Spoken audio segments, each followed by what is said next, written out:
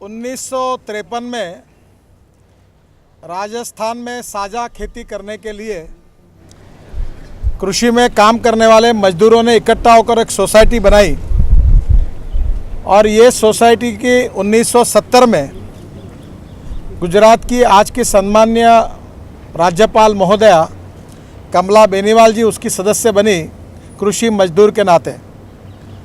बाद में ये जो ज़मीन है ये 386 बीघा ज़मीन है, ये जयपुर शहर को लगकर है। जयपुर डेवलपमेंट अथॉरिटी ने यहाँ ज़मीन एक्वायर्ड की और कृषि मजदूर के नाते इस सोसाइटी के सदस्य के रूप में कुछ ज़मीन मेंबर्स को भी अलॉट हुई, जिसमें कमला जी का भी नाम है।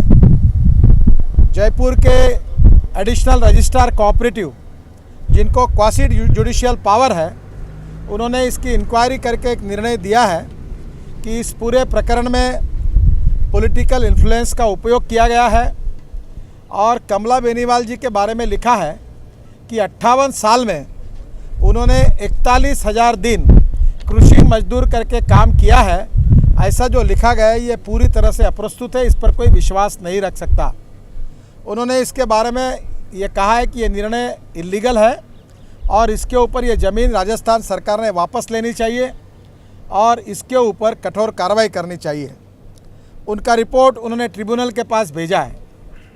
अब इस रिपोर्ट के आधार पर अगर कोई कार्रवाई राजस्थान सरकार को अगर करनी है, कोई क्रिमिनल केस अगर रजिस्टर करनी है, तो कमला बेनीवाल जी आज गुजरात की राज्यपाल होने के नाते उनके ऊपर किसी प्रकार की केस रजिस्टर नहीं हो सकती।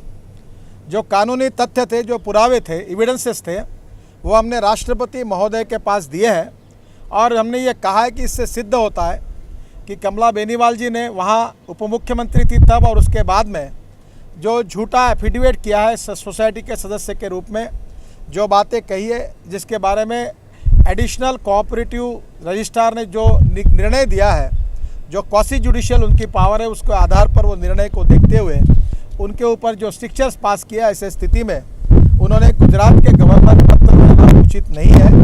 लोकतंत्र और संविधान का सम्मान बढ़ाने वाली ये बात नहीं है और इसलिए उनके ऊपर कार्रवाई होने के दृष्टि से जो राजस्थान सरकार के ऊपर जो निर्णय आया है कोऑपरेटिव रजिस्ट्रार, एडिशनल रजिस्ट्रार का, वो देखते हुए उन्होंने इस पद को छोड़ना चाहिए।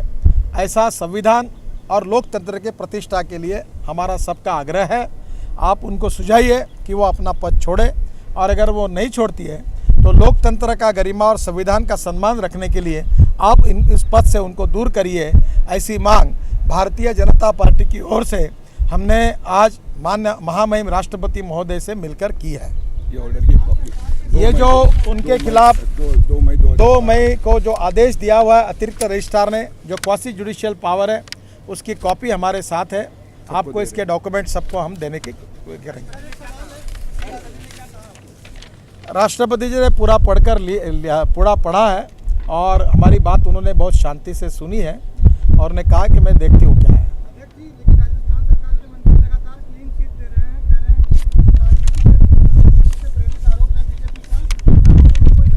देखिए, मैं आपको एक ही बात बताता हूँ, किसके आरोप में दम है या दम नहीं है छोड़ दो। एडिशनल रजिस्ट्रार जो राजस्थान सरकार के, जिनकी क्वासी जुडिशियल पावर है, उन्होंने अपने रिपोर्ट में ये लिखा है कि 41,000 दिन राज्यपाल महोदया जो आज है वो कृषि मजदूर करके काम किया है उन्होंने खेती में, सामूहिक खेती में, सहकारी खेती में। ये कैसा संभव है? सब झूठी बातें रिकॉर्ड पर आई है। ये ज़मीन की आज की व्यावसायिक कीमत 1,000 करोड़ रुपए है। रजिस्ट्रार महोदय ने इसकी कीमत 600 करोड़ बताई है और इस ज़मीन को कृषि मजदूर के नाते लेना, ज़मीन करने के लिए सामूहिक खेती के रूप में, और डेवलपमेंट होने के बाद उसके प्लॉट मेंबर के रूप में लेना, ये पूरी बातें, पूरे तथ्य इस ऑर्डर से लीगली सिद्ध हुए हैं। हम इसकी कोई राजनीति नहीं करना चाहते। कोई भी व्यक्ति अगर इसमें है तो इसकी इंक्वायरी करे और मेरी राजस्थान सरकार से आह्वान है कि अगर हमारे कहने में आपके सरकार में ही, आपके ही एडिशनल रजिस्ट्रार की रिपोर्ट आपको सच नहीं लगते तो आप तुरंत इसकी इंक्वायरी करिए रिटायर्ड जज, हाईकोर्ट जज के द्वारा, और 3 महीने में उसका रिपोर्ट लीजिए। वैसे इंक्वायरी करने की ज़रूरत नहीं, क्योंकि द फैक्ट्स और एविडेंसेस ऑन रिकॉर्ड है और उसको लगता है कि इसमें कोई राजनीति नहीं है। ये लोकतंत्र और संविधान का सम्मान रखने के दृष्टि से इसके ऊपर राष्ट्रपति महोदय ने कार्रवाई करना देश के लिए उचित होगा, ये हमारा कहना है। सर, दूसरा प्रश्न सर, अभी डीएमके ने कहा है कि अगर पेट्रोल की प्राइसेस वापस नहीं होती है तो पीएम के एलआईसी से बाहर भी आ सकता है, इस पर आप क्या कहेंगे? 31 तारीख को जो पेट्रोल की प्राइजेस 18-19 बार बढ़ी है, पेट्रोल डीजल की प्राइजेस, इसका कारण ही यही है कि wrong economic policies and bad and corrupt governance of UPA, ये उसका प्रमुख कारण है। आज डॉलर की तुलना में रुपए की कीमत लगातार नीचे जा रही है। फिर से एक बार सोना भी, हमारा गोल्ड विदेशों में गिरवी रखना पड़ेगा, ऐसी स्थिति पैदा हो रही है। और मुझे लगता है ऐसे स्थिति में हमने भारत बंद का जो आह्वान किया है वो सभी राजनीतिक पार्टी को किया है। मैं यूपीए में होने के बाद में भी यूपीए के जो घटक दल है जो पेट्रोल और डीजल के राइस के खिलाफ विरोध करना चाहते हैं, उनको भी मैं आह्वान करूंगा कि वो 31 मई के भारत बंद में शरीक हो जाए और इसको सपोर्ट करें। बहुत बहुत धन्यवाद। मुझे जो उनको आह्वान करना था मैंने किया।